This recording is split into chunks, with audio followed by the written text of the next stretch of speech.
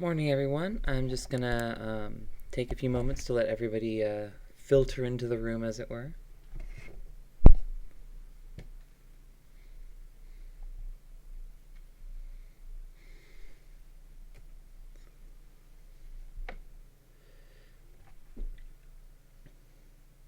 See, I am live now.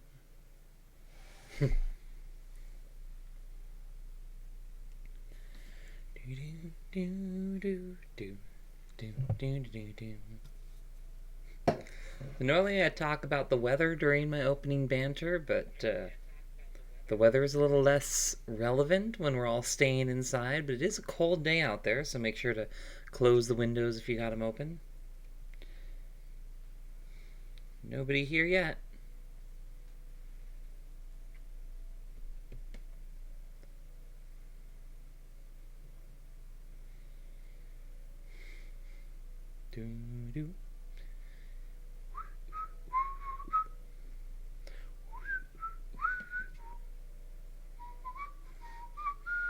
Morning! Ah, yes. Okay, now I have a student. I don't feel so alone. Um, I'm just waiting for folks to filter in, so we'll get started in just a minute here.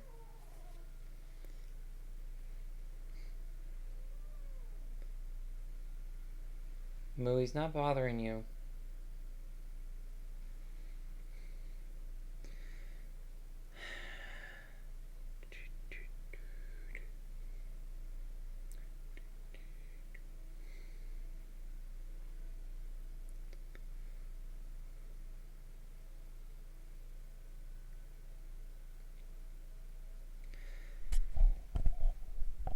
Alrighty, it's been a couple minutes.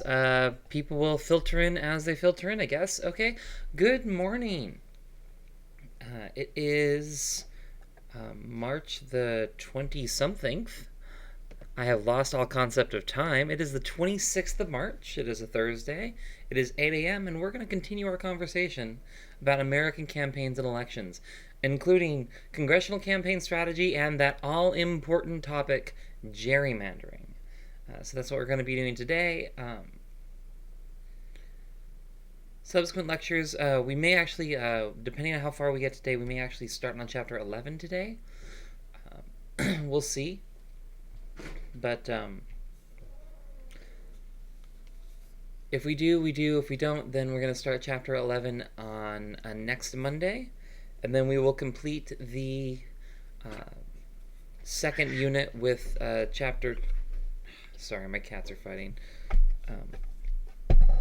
Then we'll complete the unit with chapter 12 on Thursday. So we'll have the exam opening up, therefore, the day after on that Friday. And you can have between Friday and the following Sunday, not like Friday, Saturday, Sunday, but then the next Sunday after that. So you've about 10 days over what would normally be spring break to take your Unit 2 exams.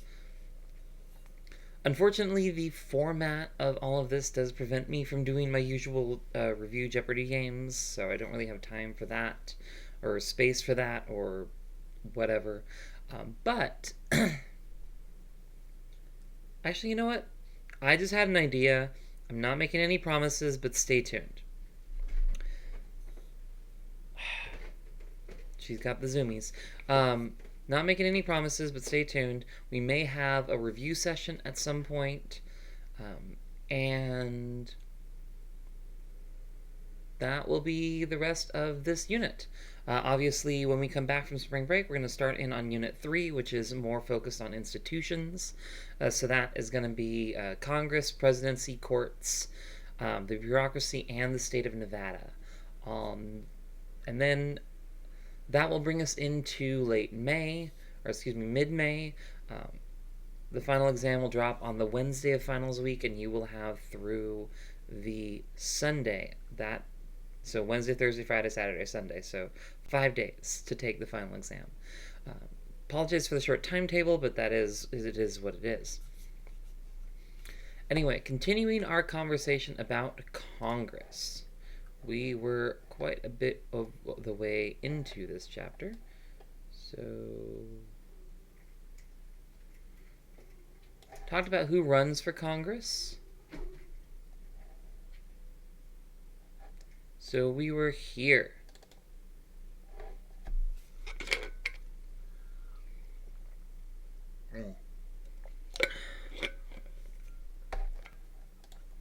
Don't I have my conversation about strategy?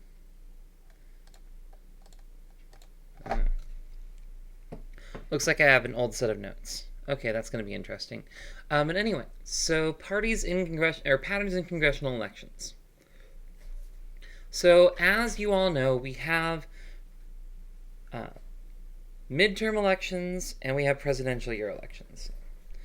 We have this year is a presidential year. 2020 is a presidential year, meaning that we do elect the whole of the U.S. Congress and the president and vice president during this year.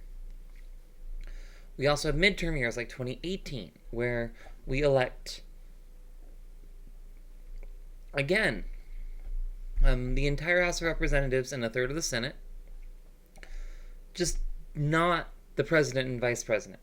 And those midterm elections, Americans generally kind of tune out. Turnout in midterm elections is significantly lower than for presidential elections. A lot of Americans really do see their political responsibility as starting and ending with voting for president once every 4 years. And that is unfortunate because, as we've covered, we have many more electoral contests than that in our democracy. Anyway, so during these midterm elections, during these elections that happen in the middle of a president's term, typically the president's party is going to lose seats.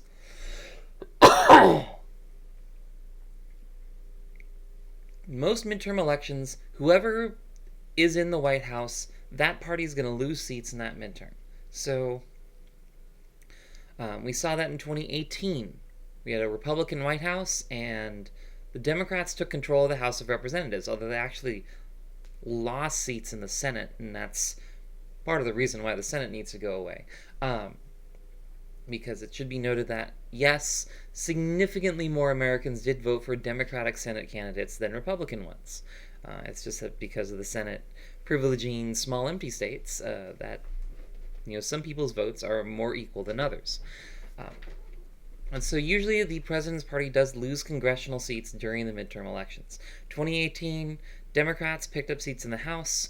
2014, Republicans did expand their majorities in the Senate and take back the House under the Obama administration. We saw 2010, we saw the Republicans flipping the Senate back to their control because Obama's in the White House. So similarly, 2006 and 2002 were both major Democratic years. So most of the time, President's Party loses seats in the midterm. It should also be noted that usually during wartime, the opposition party wins seats in Congress during midterm elections. That is less true today because of the scale of mobilization for war is a little different. And so when you have a situation where, only a tiny fraction of the population is actually spent any time, serving in the legitimately long-standing wars this country has been involved in. Reminder that Afghanistan is still going on, and it has been going on long enough that a child born during the war would now be old enough to serve in it. But so you have a small all-volunteer army,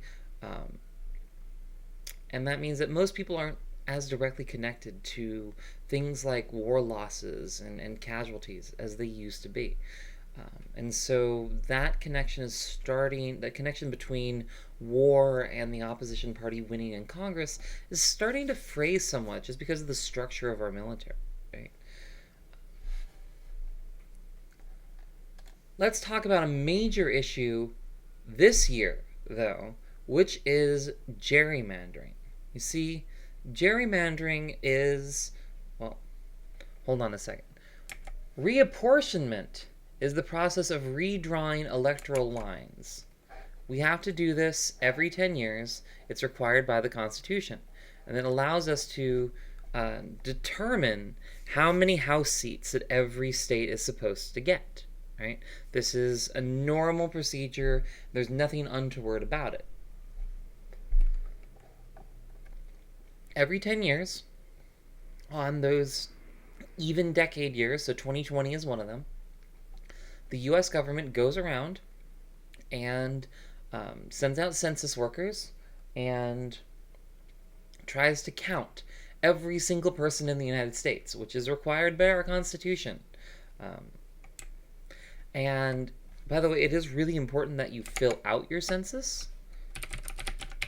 You can go to census.gov and you know, click right here on respond today and you can take your census right here. It's important that you do that because wherever you live will get more political representation based on the number of people who respond to the census. So if you want Nevada to get our 5th House seat, we actually just got a 4th in the last round, so it's probably not going to happen quite yet, but if you want Nevada to get more funding for roads and bridges and education and all that good stuff, please respond to the census. But anyway, so every 10 years, we redraw these district lines.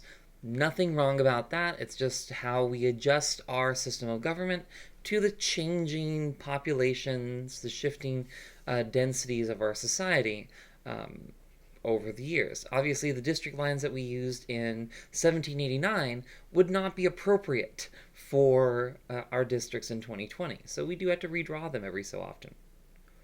What is not so great is that our system leaves that redrawing in the hands of the very officials who are going to be elected by those districts. And that introduces the process of gerrymandering. Gerrymandering is redrawing election districts in a way that gives an advantage to one party or another. And it comes from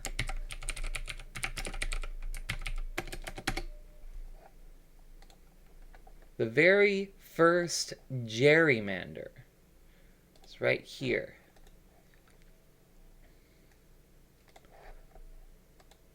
This is the original gerrymander.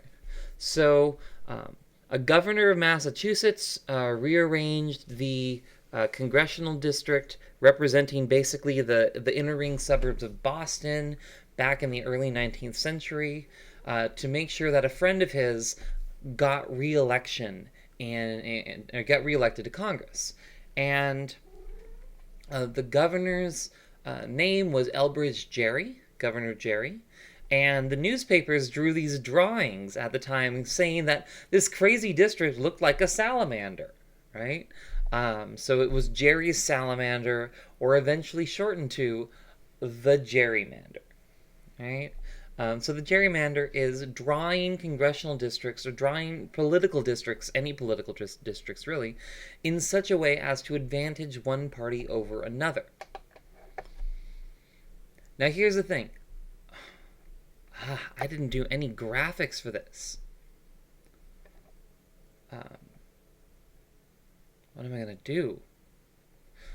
I'm going to have to do graphics for this presentation later on. So, gerrymandering. How does it work? So on the one hand, you can engage in what we call packing. Actually, you know what? It's easier to explain cracking than packing, so let's start with that. So you can do, so one of the easiest things that you can do in terms of gerrymandering is a thing called cracking. And cracking is to take a voting population and split it out. Split it up across a bunch of different districts so that they form a minority in a whole bunch of different places. So, actually, my old city of Riverside did this, still does, in the first and second city council wards. So, there's a big state university, 20,000 undergraduates, and as we've talked, university students tend to be on the left side of politics. Out here in Riverside, which is kind of an outer ring LA suburb. When I say that, it's about an hour and a half drive from LA on a good day. So it's a very outer ring, but the train goes there. You can commute. Anyway, In the city, they draw the city council lines such that the division between Ward 1 and Ward 2 runs straight down Blaine Street, which is right in the middle of the student housing area, right? Like, campus is here, Blaine Street is here, and then most of the students live here and out here. So it cuts right through the middle of the student housing. That way, instead of having 20,000 young progressive voters making up a majority in the city council district, despite the fact that they are actually a significant majority of that neighborhood, they get divided amongst two different districts, and then they don't have the power to elect a city councilman in either one. Right? So most of the power in Ward 1 goes to downtown. Most of the power in Ward 2 goes to the historic East Side, which is why Ward 2 has a Latino councilman. But anyway, so that's cracking, right? Taking a minority of voters and drawing district lines straight through their neighborhood, splitting them up into different districts so that they cannot form a single majority in any one place. Packing takes a little more strategy.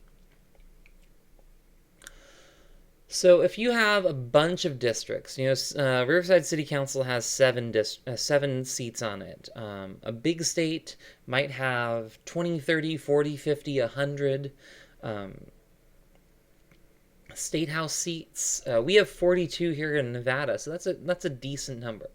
So if you've got a lot of districts, one thing that you can do is that you can draw a district that includes all of your opponents. Right? So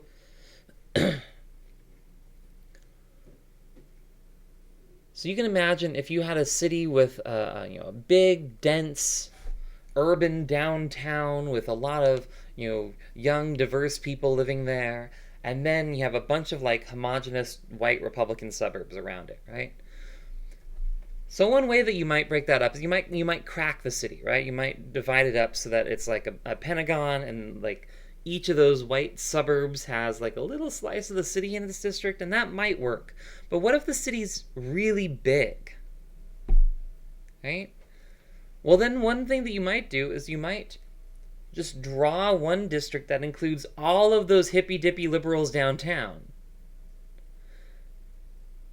And then all of these outer ring suburbs, those get all the remaining districts. So you do guarantee that the other side is going to win that one central district every single time. But you also guarantee that you're going to win the 5 around the outside, and therefore always outvote that person on city council, so it doesn't matter, right? And that's packing.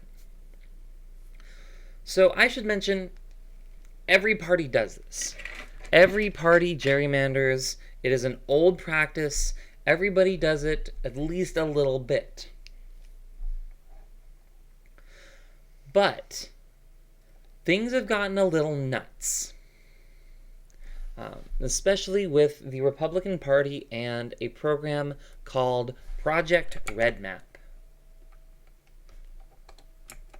No, I don't want to go forward. I want to switch to my web browser.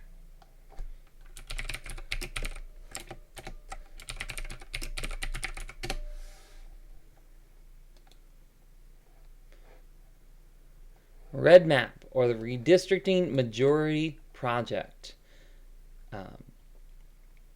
is a project of the Republican Party that began in 2008 and 2010. And Red Map sought to control the 2010 redistricting process as much as they possibly could. And so take over the state houses, take over the governorships in 2008 and 2010, 2008, 2009, 2010 elections. And then in 2011, use that partisan advantage to push a radically Republican gerrymandered congressional map. And when I say radically gerrymandered, they're using computers to do this nowadays. they can, draw district lines on an extraordinarily fine scale. Just take a look at this Virginia congressional map. This one on top was actually used in the 2012 and 2014 elections before the Virginia Supreme Court struck it down for 2016. But if you look at this, you can see that, what is that? The 12th congressional district? It's like this big city, and then this just kind of tiny little corridor that branches out to reach all these little towns, which are probably college towns, to be honest. Excuse me, this isn't Virginia. This is North Carolina. Same diff, right? On this 4th district, you can see it's kind of got these little tails on the sides of it. I'm really hoping that error was just on the playback side and not the recording side. And you can see that the 1st district, you can see it's got all these little tiny rivulets and branches and things like that. This is because this map was designed by a computer to maximize the number of Republican congressional seats that left North Carolina. North Carolina, you might be surprised to learn, is actually a pretty politically purple state. North Carolina went for Obama one of those years. I can't remember if it was 8 or 12. But North Carolina is, because it has a big, they call it the research triangle down there, a bunch of high-powered universities that attract a whole lot of talent from around the world, and those folks are diverse and progressive, and North Carolina is rapidly becoming a politically purple state. And you can see that by looking at, down here on the bottom, what a fair congressional map for North Carolina would look like. You'd probably have about 5 Democratic seats and about 5 Republican seats, and about 3 that would be up for grab in any given election. But then this is the map that was actually run in 2012 and 2014 as a result of Project Red Map. 10 Republican districts, 3 Democratic districts. Obviously, a lopsided result in a state that's really pretty evenly matched, right? So that's how gerrymandering works. And as I said, both sides do it, but in recent years, the Republicans have gotten extremely, extremely aggressive at this. So aggressive, in fact, that political scientists now estimate that Democrats would have to win something like 55 to 57% of the House vote in order to get a majority of House seats. So Republicans can win as little as 44% of the vote in the House and still hold on to a majority there. And the House does not have the same problem as the Senate. It doesn't overrepresent low population states. But Republicans are extraordinarily good at running for state government because remember, who turns out in those down ballot, midterm, off-year elections? It's old people. Time and time and time and time and time and time and time and time again, old white folks vote. And so Republicans win in those non-presidential elections. And that produces maps like this.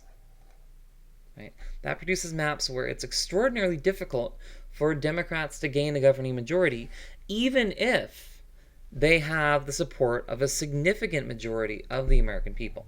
So we have a situation now where the Electoral College biases our presidency towards the Republicans by about 5 points. We have a Senate that is biased towards the Republican by about 15 points. And we have a House of Representatives that is biased towards the Republicans by about 7 points. And they are continuing to use this power to further entrench their power. That is what the Red Map Project was about. That is what this aggressive redistricting has been about. And if we want to do anything about it, we need to pay attention to the 2020 elections because the people that we elect in this election are going to draw the maps that we're going to use for the next decade. Fortunately, Nevada is kind of hard to gerrymander, at least at the congressional level, because we've only got the 4 seats. But if you care about Nevada state government at all, you need to care about who's going to get those seats this election cycle, because they're going to have the power to redraw those district lines. Oh, here we go. Here's an illustration of cracking. This is gerrymandering in poli-sci land, right? Uh, Over here we see a set of districts where everyone is fairly represented, right? We have 2/3 Republican, 1/3 Democrat in poli-sci land, which I don't understand why, but and 2 Republicans and 1 Democrat get sent to office. But then the Republicans take over and they aggressively redistrict poli-sci land and cut it up, and they crack the Democratic majority so that they are a minority in each of these districts. All 3 of these districts are solidly Republican. The Republicans win. Right? So, what is the solution to all of this gerrymandering? How do we deal with this? Somebody please tell me it is Thursday, right? Yes, it is Thursday. I don't know where everyone is. Nobody wants to wake up at 8 in the morning during quarantine. Okay. So this one actually kind of gets personal for me.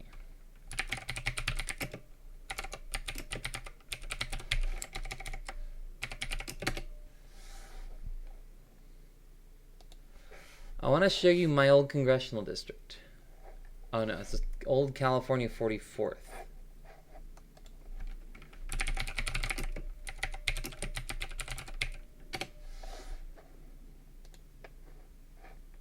Ignore the current borders of the district. I want you to take a look at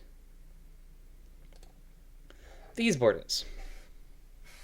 So, compared to that Virginia map, this might not look that bad. It's not terrible. But what you gotta understand is that these communities are not in any way related to each other. If you're from Southern California, if you're familiar with the area, you might know that Riverside and Norco have very little in common with San Clemente and San Juan Capistrano. But nevertheless, we were in the same congressional district. And also, let me just pull this up on Google Maps.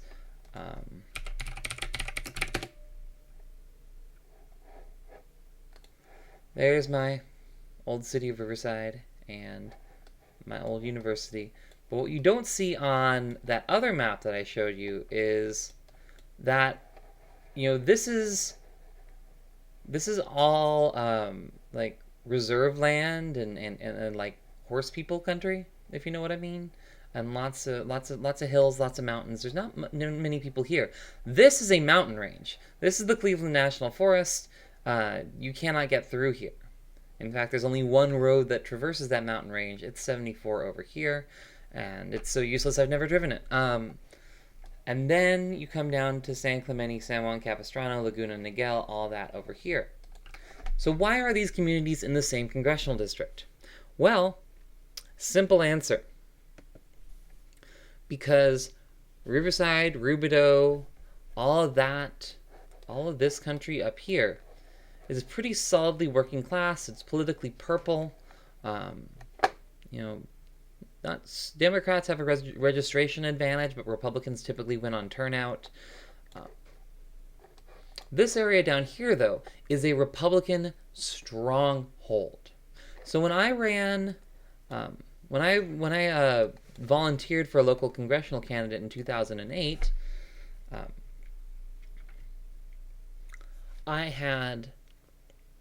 we won 55% of the Riverside County portion of this district, this northern part.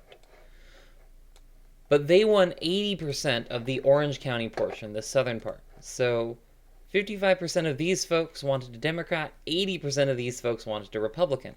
And that was enough, even though there's fewer people in the Orange County section of the district, that was enough to derail our congressional candidate. And I do not know why my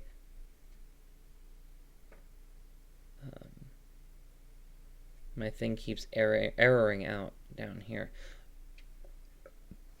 Anyway, then things started to change because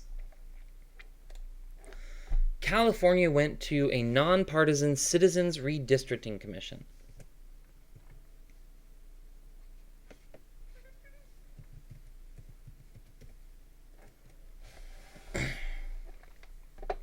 And I was actually very happy to vote for the ballot measure for this back in 2012.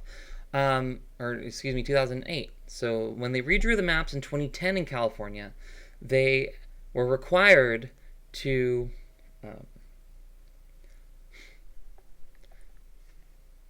excuse me, kitty. They were required to give the process not to the legislature and the governor, who normally handle it in most states, but gave it to a nonpartisan redistricting commission. A commission made up of ordinary non-politician Californians who applied. I applied too. They didn't put me on there. I think I'd have made a great nonpartisan redistrictor. But that commission was also required to build compact, contiguous districts faithful to existing geographic communities.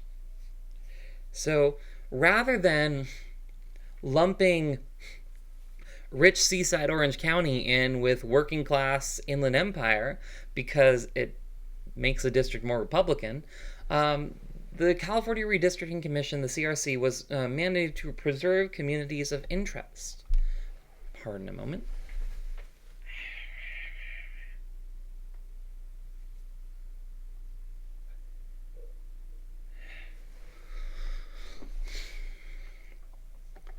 Anyway, so let's take a look at what my old congressional district looks like now. This is the California's 41st congressional district. You'll notice that, first of all, it doesn't extend over any mountain ranges, which is always nice. And second of all, if you're from the area, you'll know that Riverside, Moreno Valley, and Rubidoux all have quite a lot, and well, Paris, these are all, again, politically purple, working class, heavily Latino. Well, Moreno Valley's heavily African American. There's a big military base out there at March Field. This is all these communities together in one congressional district makes sense. They have a lot of the same interests. Similarly, a lot of these rural communities out here are now in the same district, and there is a district line across the ridge line right here. So nothing crosses these mountains. Nobody lumps together people who are on the other side of a mountain range from each other. So the Citizens Redistricting Commission in California has produced much better maps.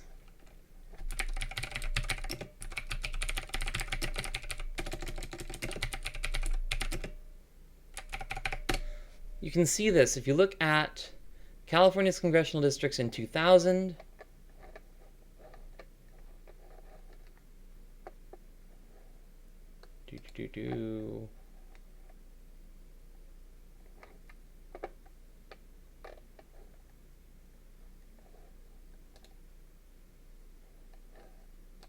If you look at California's congressional districts in 2000, what you'll see is that, they were pretty wobbly, squishy.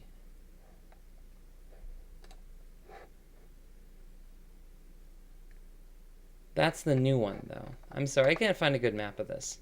But anyway, California's districts in 2000, they were pretty bad. Nowadays, they aren't. That's because of the Citizens Redistricting Commission. Oh, and here we get to our discussion of congressional campaigns. You guys probably can't see this in the shot, but there is a cat laying on top of my desk right in front of my monitor, and he's blocking my view of my timer right now. Hudson, buddy, come on. You gotta move. Hold on. There we go. You gotta move. Now I can see my clock. Okay, good. Anyway, so redistricting is important. Citizens redistricting commissions are a thing. And I think your text had some good news in it.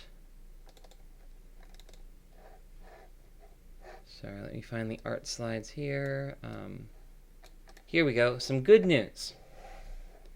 This is the good news I have to share for today.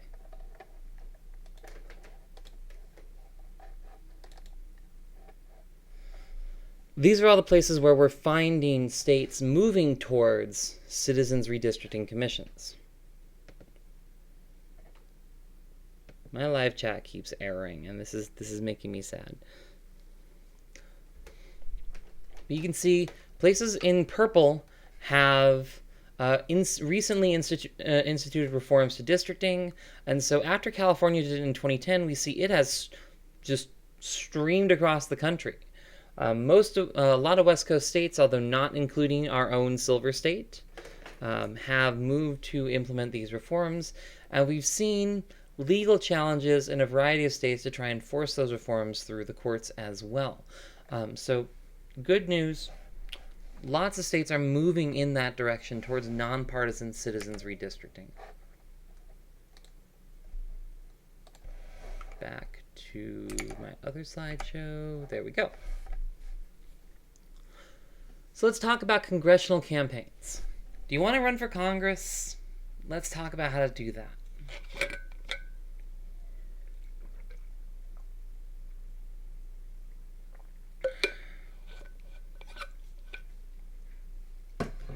So in the United States, we have candidate-centered elections. This is in contrast to many other countries around the world that have more party-centric elections. For example, even Canada has a more party-centered election system than us, or the UK. In a lot of these places, or especially Latin America, where in a lot of places you don't even vote for the candidate, you vote for the party. In a lot of places, parties play an important role in deciding who gets on the ballot, who's recruited to run, who gets on the ballot, and how elections proceed. They set messaging, they set strategy, they do a lot of the fundraising through the parties. In the United States, though, that is not the case. We have a system of candidate-centered elections in which individual candidates are the ones who decide whether they want to run, they decide how they want to raise their money, what sort of strategy they want to take, etc., etc., etc. So candidates are the primary drivers of congressional campaigns in the United States. Sorry, I'm still trying to get my monitor down here back up and running. So if you want to run for Congress, if you want to run for Congress, you're going to need a few things. You're going to need money, first off, right? We talked before about how winning a congressional campaign takes on the order of $1 million, right? A winning House campaign costs $1 million. So you're going to need a lot of money. You're going to need a good team behind you. You need a good political organization. And if people are still watching out there, or I'm going to take this a little further. I'm going to get through this section, and then I'm going to pause the stream. I'm going to take it back down, set it back up, because I'm getting a bunch of errors on this. Anyway, so candidate-centered elections are a system in which, organization.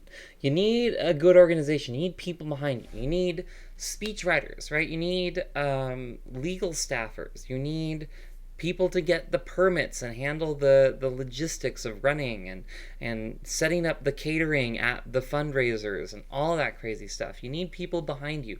You need volunteers to pass out information, to knock on doors, to do the nitty-gritty of campaign work. Of course, none of that is going to help you without a strategy and a winning message. And I do this often with these slides because I'll launch into my whole explanation there, but they actually expand it a little further on. So you need money. Why do you need money? You need money for ads. You need money for office space. You need money to hold rallies. You need money to give water bottles to your volunteers. You need money to print up flyers. All of that costs money. So a lot of times, candidates spend a lot of time asking for money, right? Candidates spend a lot of time running down call lists, calling potential donors and asking them for money. Say, hey, can you help fund my congressional campaign? And oftentimes that does come with, okay, yeah, but let's talk about your congressional campaign. What are your positions on this? What are your positions on that, right? Being able to make those kind of fundraising calls allows for people to have access, right? Like we talked about in the beginning of this lecture. Like I said, you're going to need an organization, talented staff, talented speechwriters, talented fundraisers, get out the vote people, volunteer coordinators. You need good people behind you. You need a good organization. You need a good team.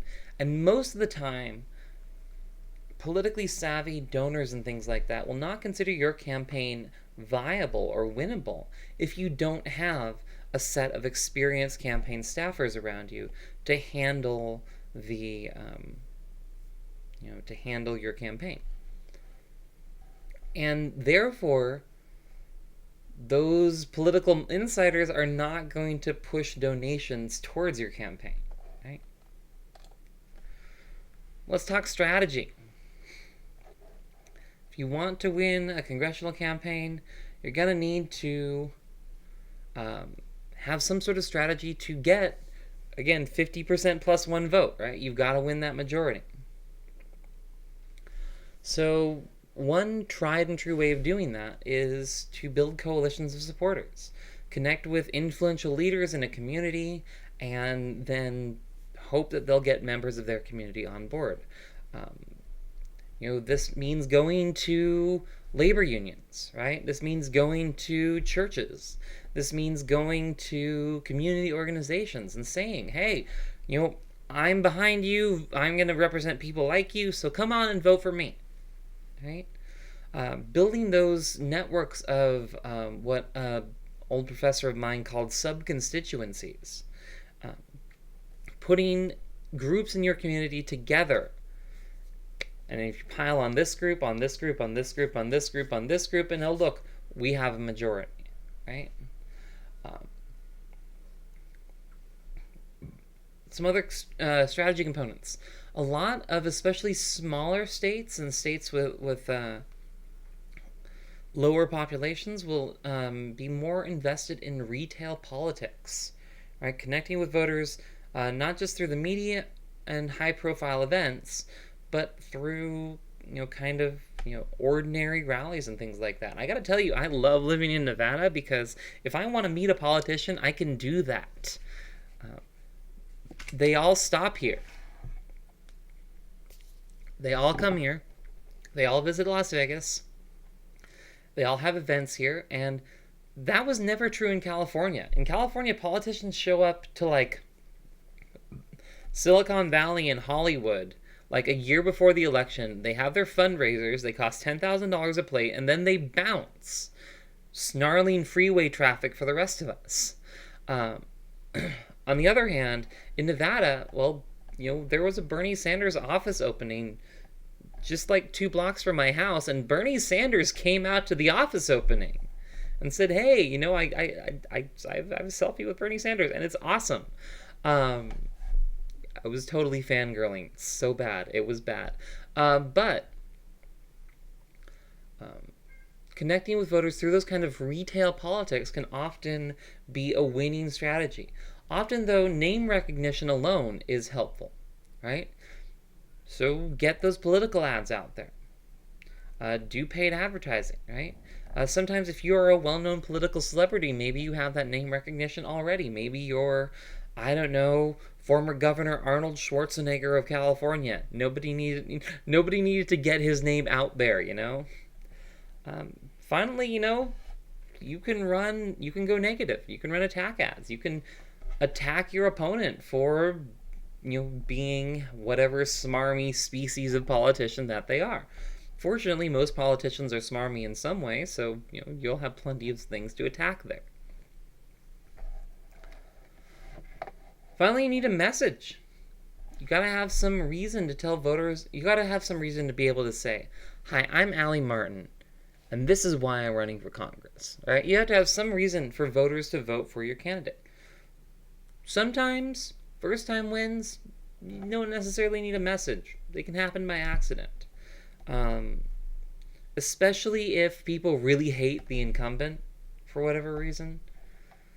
But re-election, people need a reason to come out and vote for you. Often they need a new reason to come out and vote for you. It's like, okay, I voted for you 2 years ago. What have you done for me lately, right? What has that gotten me? Why should I do it again? Oh, see, I did have that.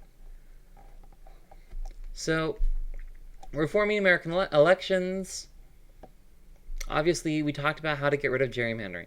Gerrymandering, you build neutral panels and to draw the lines, and that's great, right? How about money? Well, one of the tamer side of this debate just says, well, one thing that we can do constitutionally without running afoul of this, money is free speech idea. One thing we can do constitutionally is require people to disclose their political donations, ban anonymous donations. So sure, you can spend as much money as you want, but you're going to have to sign your name to it, right? You're going to have to own up to it, right? We could also move in the direction of publicly financed elections. So instead of candidates calling rich people and begging for money, they would simply, when you file for your candidacy, the government would go, thunk, okay, here's 50 grand, or here's 100 grand, here's 200 grand, whatever. This is what you get. All your opponents get the same amount, so it's a level playing field, and no donations are allowed, right?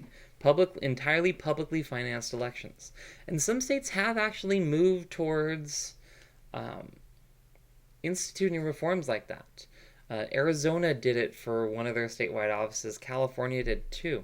Or California tried, but I don't think it passed.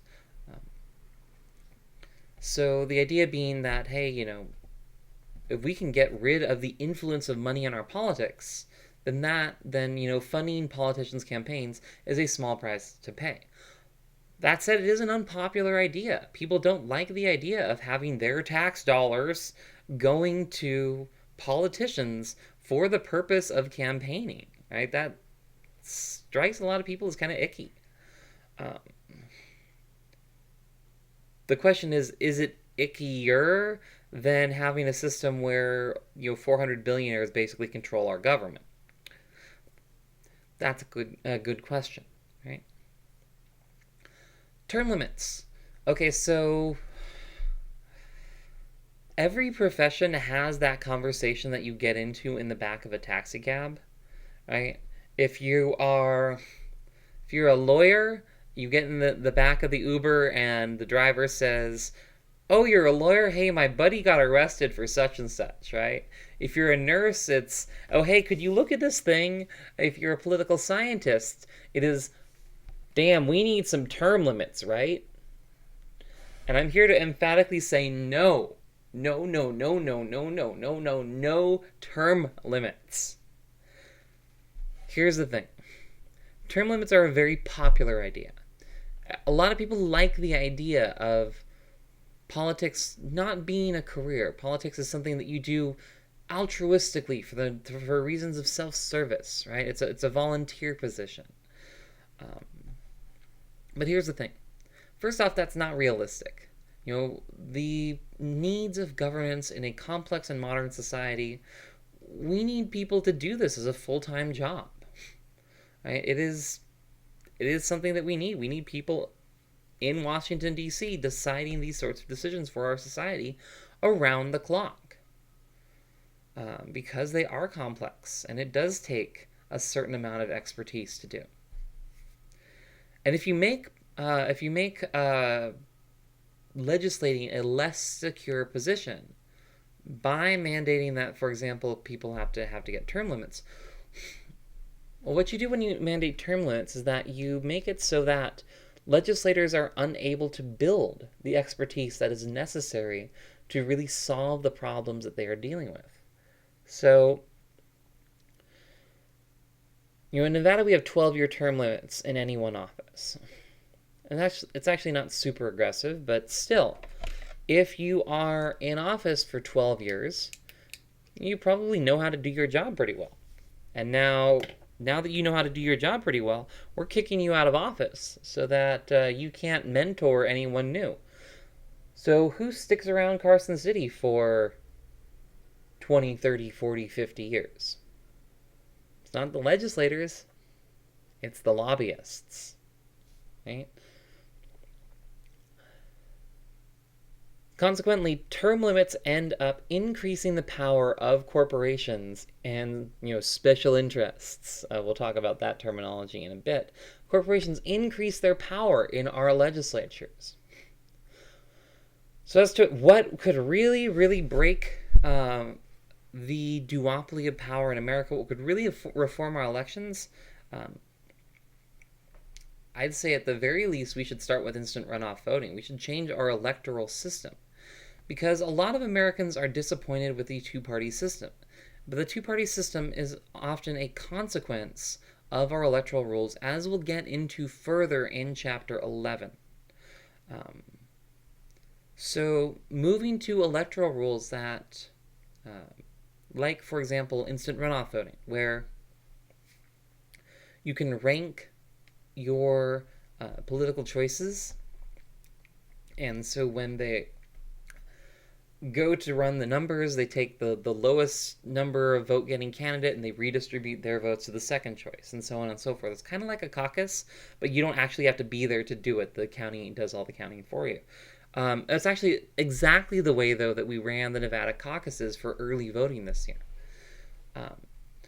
Being able to do that would allow people to vote for candidates that they felt were closer to their interests on the first ballot, and then, so, for example, I could vote for Bernie on the first ballot and then Biden on the second without having to, without worrying that voting for Bernie would mean that I wasted my vote and Biden would lose to Trump or something like that, right? Obviously, they wouldn't all be running in the same election, but you get my point. People would be able to vote for a third-party candidate without worrying about wasting their vote, because their vote would... If that third-party candidate lost, their vote would go to the nearest major party candidate that they chose. Right? So something like instant runoff voting, or sometimes that's called single transferable vote, they've actually started doing it in Maine. That might actually be a significant step forward to reforming American elections. Anyway, that concludes my Chapter 10 lecture. I'm going to go ahead and drop this stream. Go ahead and start a new one, and we're going to get started on Chapter 11 about parties in America. Whoop.